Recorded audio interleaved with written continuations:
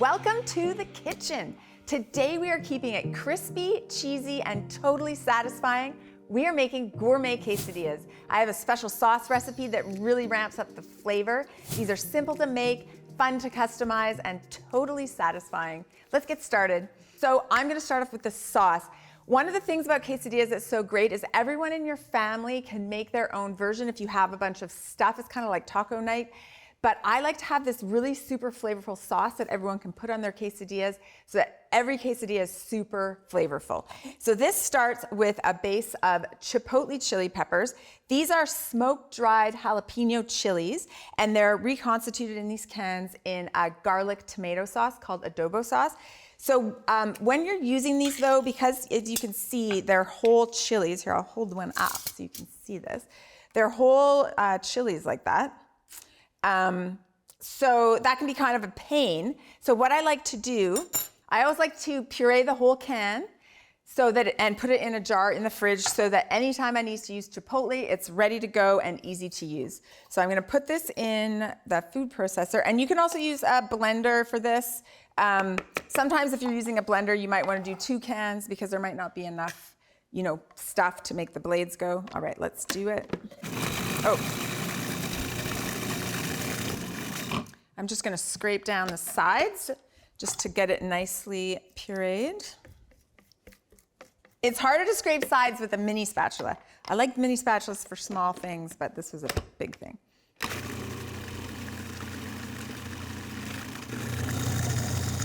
Normally I do 2 cans at a time. Okay, that's great. So, like I said, I would normally store all of this in a jar, especially if you use a sterilized jar in the fridge. It lasts for quite a long time, months or even up to a year, as long as you're always using a clean spoon to get it out. Now what I'm gonna do is measure out 4 tablespoons of this, and you could use less. If your family wants it to be slightly less spicy, you can use less. But this really gives it a nice flavor because it's smoky and garlicky as well as a little bit spicy. Okay, 4 tablespoons of that. I'll just leave that dangling there so it doesn't dirty anything. Okay, the next thing we're gonna use is some tomato paste. Okay, we're gonna use the whole can. Tomato paste is quite thick, but it's also full of flavor, full of umami, and it kind of dilutes the chipotle so you can get that intensity without it being too spicy. And the other thing that's nice about tomato is it's a little bit acidic, which always brightens stuff up. Next, we need some garlic, always some garlic. So I've got 1 clove of garlic, and I like to use a microplane like this to get it completely pureed. If you don't have a microplane, you can just use a garlic press or mince it really, really finely. But this way, again, it disperses evenly into the sauce. There we go. Now we're gonna add a little hint of sweetness. So here I have 1.5 tablespoons of honey. And I'm also gonna do 1.5 tablespoons of brown sugar. And I have a 1.5 tablespoon measurement on this thing. And then we're also gonna do 1.5 tablespoons of oil. I have some avocado oil, but you could use olive oil, any type of oil that you want.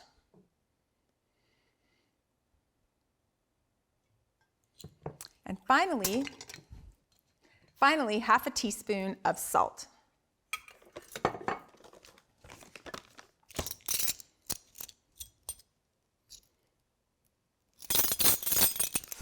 Sorry, guys. Okay, now we are gonna whisk that up. I'm gonna swap out for a whisk. I can use the spatula later. There we go. Spatulaing the spatula with a whisk. It's funny. Okay, now we're just gonna whisk. So it's gonna take a couple of minutes for the sugar and salt to dissolve. But right now you have an intensely flavored, slightly smoky, slightly spicy, slightly sweet paste basically that we're gonna spread on each quesadilla, and it just absolutely ramps up that flavor. It's so delicious. You can use this on, plain cheese quesadillas. You can use it on vegetarian quesadillas or quesadillas loaded with stuff. So I'm gonna show you some of the things now that I put in quesadillas. So often I just use leftovers, like if I have leftover roasted chicken or leftover roasted veggies. But if you're gonna make it on purpose, let me pull out some of the stuff that I would do. So first of all, I'm gonna get a couple trays here. I'm gonna move this. I'm gonna grab my veggies. So this is just a couple of ideas for really quick quesadillas fillings. We have some frozen corn, and I like to just drizzle that with a little bit of oil and salt and throw that in the oven. Not too much. Where's my salt?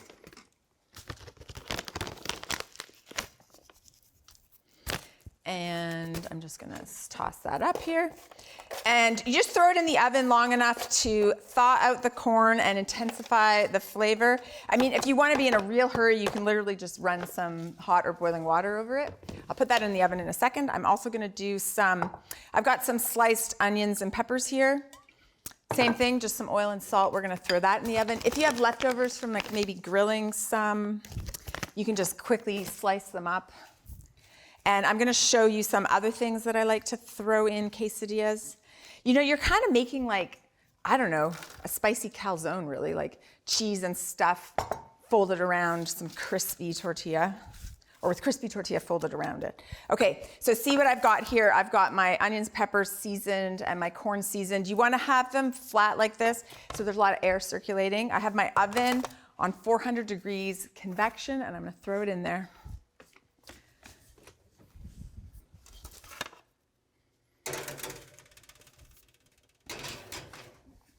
So that should only take about 10 minutes. Maybe the peppers and onions will take a little longer. I'm gonna put some of this stuff in the sink and then I'm gonna grab some stuff from the fridge.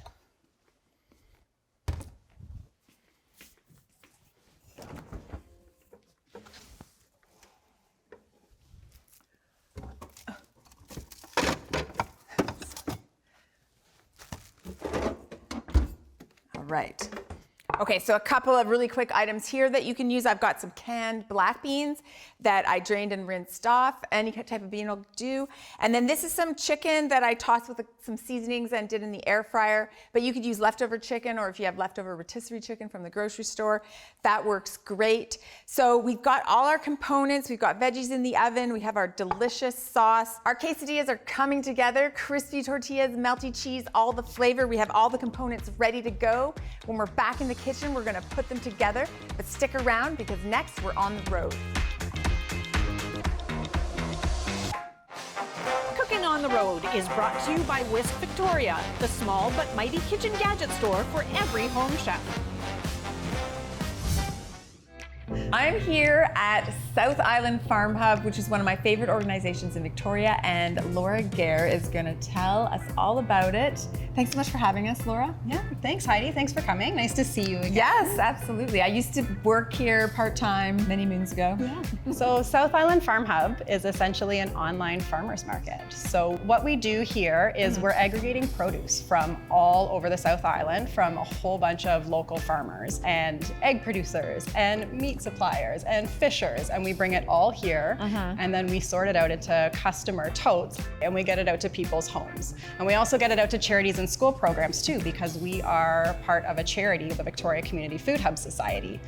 You know, it's one of the things I love about South Island Farm Hub too as a customer. You can get like the boxes you guys curate, but then you can also just like hand pick what you want, right? Exactly. It's as if you walk to a farmer's market and you're going in and you got your CSA, so it's the abundance that the farmers have, that's everything that's in season. Yeah. But then you say, oh, you know what, I also want that. Yes, I do want to add fish to my bin, and everybody loves eggs. The local eggs are always a big hit. I'm assuming just from the farmer's perspective, this is handy for farmers who can maybe not make it to every single market or who have small batches that can't supply a grocery store. Is that the kind of idea? Exactly. It takes a little bit of that business side off of farmers where they're needing to focus on growing this amazing produce. They don't have to drive it here. We help with marketing. They don't have to necessarily be a pro at all of those business things because we support with all of that. And also customer acquisition. I mean, we're reaching out to people and we're getting the word out about all of the amazing food that they're growing. We're not for profit, and so every dollar that comes in is going out to farmers, or it's going to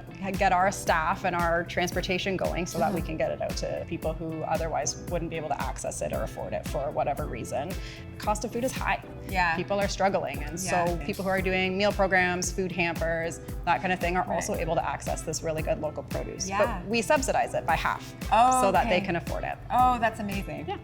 Well, I see you have some amazing produce back there. I'm assuming that's going into a box? Yes, we've got some customer orders that are ready to pack, and I think maybe you could help us out with that. I would love to do that. Amazing. Welcome, Chef Heidi, to the South Island Farm Hub production line. Thank you. And we're going to get you to pack a sample harvest subscription box. We are going to start with one massive, luscious escarole head from Square Root Farm. And then we need a fennel bulb coming from North Star Organics, chunk of flat Taiwanese cabbage, which is also from Square Root Farm, half of a cantaloupe, fava beans from Littlest Acre Organics, cherry bomb peppers from Longview Farm, and a fresh garlic from Longview Farm, one short cucumber from North Star Organics, a dozen eggs from Lockwood Farm, one zucchini from Sun Trio Farm, some peas from North Star, and a little half pint of golden raspberries from Agua Dulce. Yes, and they are delicious.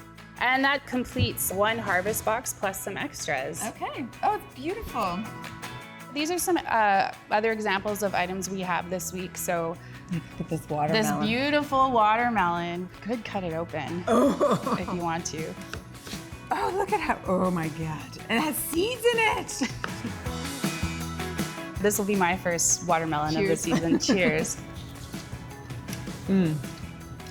That's incredible. It is just intense, delicious melon flavor. So crispy, so juicy, so sweet. It just comes from up the road, if you can believe it. I know. Nothing better than local. Thanks so much, Colleen. Great to get a behind the scenes look at what goes on here.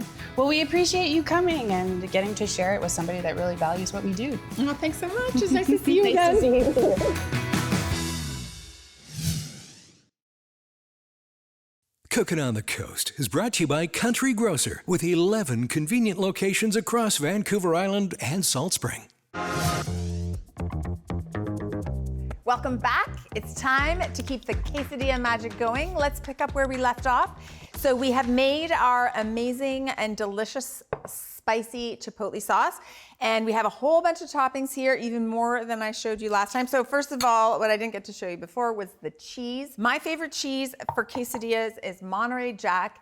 It's very flavorful and very melty. It melts nicely. That's what you want, right? You don't want it too greasy and you don't want it too sharp. And like I said, I've got the roasted vegetables, the beans, I've got the chicken. I also have some leftover taco beef. This is a great thing if you made tacos one night, you can make quesadillas another night. The important thing with this is you want to drain off any excess liquid and grease, because it can make your quesadillas either too greasy or too soggy. Also, I want to show you this. I did this way ahead of time. These are some roasted yams. Roasted yams, believe it or not, are one of my favorite quesadilla fillings. The sweetness really pairs well with the cheese and the spice. Okay, let's get these going. So first of all, we've got 2 pans here. I'm just gonna heat them up to medium heat. You don't want them to be too hot because you want time for the tortilla to get crispy and golden and the insides to get warm without burning the outside. So I'm gonna just do 2. I like to do 2 at a time if I can. So the first thing I always do on my counter or my cutting board is I spread this sauce on there. Doesn't that look good? It smells good.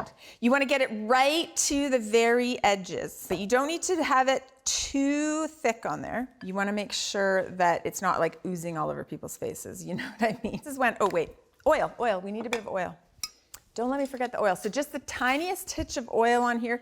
You can do it dry, but if you put a little bit of oil in the pan, it does help the quesadillas just get crispy and brown. So always start with a bit of oil and then brush it around there, okay? So you can see how it's just a thin film of oil. All right, now we're gonna take our shells and just put it right on the heat. Then we fill it on the pan, because this is another thing I see happen a lot, is people try to fill the quesadillas and then you're trying to take it to the pan. That never works. Okay, now you put a whole layer of this beautiful Monterey Jack cheese all over here. I'm gonna 2-hand it just so I can spread it evenly, but not too thick.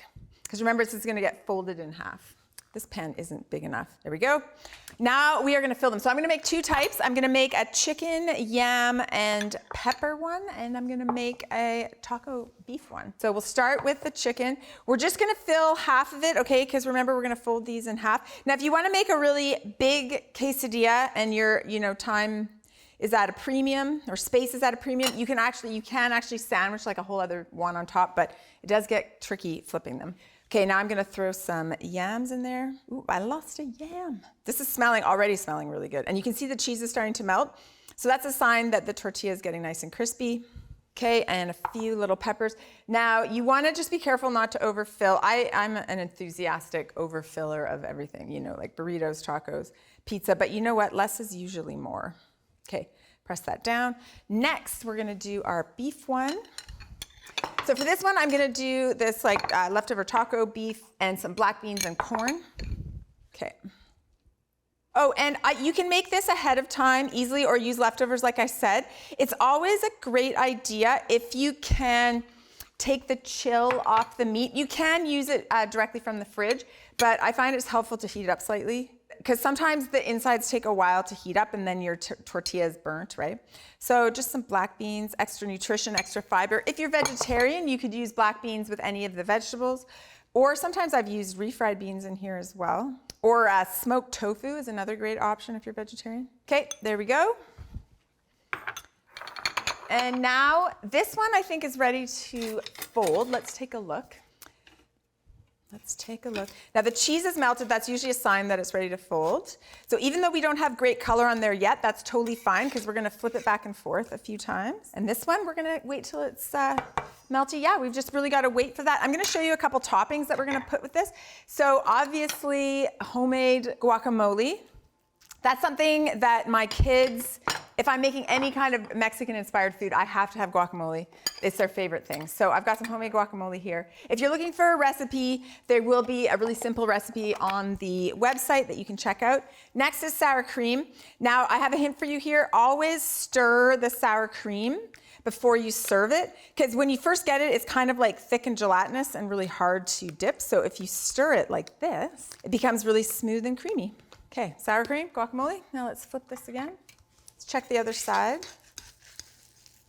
There we go, we're getting nice browning on that. Let's fold this one up and see where we're at. I'm actually gonna swap these because this burner is a little bit bigger. We're gonna switch the advantage. There we go. Now we'll fold this one up. Yeah, you can see it was cooking in the middle, but not on the edges. So I'm gonna move it towards the middle, turn it down. So it's all about controlling the heat. Next, if you're making a lot of them, because each person can eat one probably, depending on the family size. So if you're gonna make a bunch and you wanna keep them warm until they're all ready, I like to put them on a cooling rack on a cookie sheet and then put them in a low oven. That way there's a bit of air circulation and the quesadilla doesn't get soggy on the bottom while you're waiting for the other ones. These are done. Look how crispy and beautiful. I can also smell them. They smell amazing. I can hear that cheese sizzling. We're gonna just put them directly on our cutting board because we're ready to eat them. I always like to flip them. Ooh, look at that. Frico cheese, the cheese that's fried onto the frying pan. I always like to flip them onto the slightly cooler side. Again, less chance of it getting soggy. Oh, these look so good. The beef one always looks better because it's got like more juice, but I actually kind of prefer the chicken one. So what I like to do is I like to cut them, pre-cut them for people because you want to get a nice like triangle of quesadilla for people to dip in their dip. So I'm going to cut this beef one as well. Oh, it looks so good, you guys. Smells so good. Okay, I'm going to get a couple plates. Maybe I'll give everybody half and half. They'll have like 2 chicken and yam ones and 2 beef ones. I love that. Okay, same thing over here. But also everyone in your family can make their own however they want. Then we are going to put some sour cream and some guacamole. And of course I'm gonna garnish it with cilantro. There we go. All right, this is looking so good. I actually really want to have some right now. All right, they look good, they smell amazing. Golden, crispy on the outside, melty and bold flavors on the inside. These quesadillas are simple, satisfying, and packed with flavor. Looking for the perfect sip to match this meal? Pairings by Liquor Plus is coming up next. Pairings are brought to you by Liquor Plus. Discover the plus. These gourmet quesadillas are cheesy, crispy, and packed with flavor. But what is the perfect drink to go with all that melty goodness? Beer. Well, Shannon from Liquor Plus says beer, so tell us what beer you brought. So this is Hoyne corn lager. Okay. Corn lager? Corn lager. It's not gluten-free. Oh. They do still use a little bit of barley in there, Okay. but their corn lager is kind of a staple, like made year-round. Hoyne is one of the longest producing breweries on Vancouver Island. They've been around for a long time. They make some really good, like kind of staple beers, but this is their corn lager. Corn hops as well? There is hops in there as well, Okay. so it is corn, but they do use a little bit of barley. So I'm probably not supposed to say this, but it's kind of Corona-like.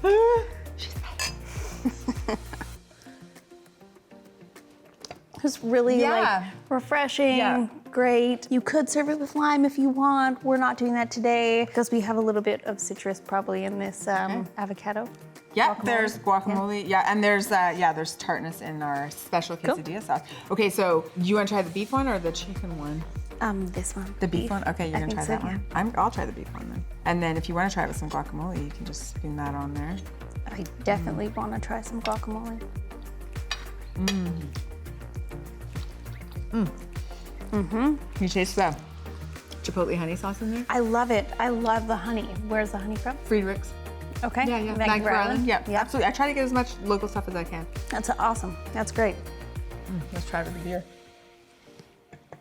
Yeah, that's great. Yeah, that's exactly like the type of coffee you want with a spicy, flavorful Mexican meal. Yeah. Don't overcomplicate it. No. Like just like a really good, crisp, clean lager. Yeah, amazing. I've never had corn lager before, so that's pretty Oh, cool. Yeah. interesting. Yeah. I'm gonna try some chicken now. Okay, I'll try some chicken. You gotta too. try some chicken. Okay. It's both good. Need more beer with that one. Such a great, like, family-friendly, like, kind of easy weekday meal sort of thing, right? I mean, even though I made all the components specially for this episode and this recipe, I often use leftovers, leftover roasted chicken, roasted veggies. That's a good kind of like hack, right? Yeah. Like if you have leftovers of a lot of things to make it into a quesadilla. Yeah. Yeah, cool. I like it. This corn lager was really good with these quesadillas. Thank you so much. Thank you for having me. Absolutely, anytime. Please come back. I will. And thank you for joining me in the kitchen. I'm Chef Heidi Fink. Until next time, keep cooking, keep exploring, and remember, the more you learn, the better it tastes. I would have more beef one. How do you buy good ripe avocado all year round? That is tricky because there's a season of the year when avocados are not great. It tends to be the summer. Our summer. Our summer, yeah. So sometimes maybe then you'll have to just be more discerning or maybe buy frozen avocado chunks. Interesting. Yeah. I didn't know that. Yeah, Cool. see, the more you Oh learn, the my better it goodness. tastes. Yeah, I know.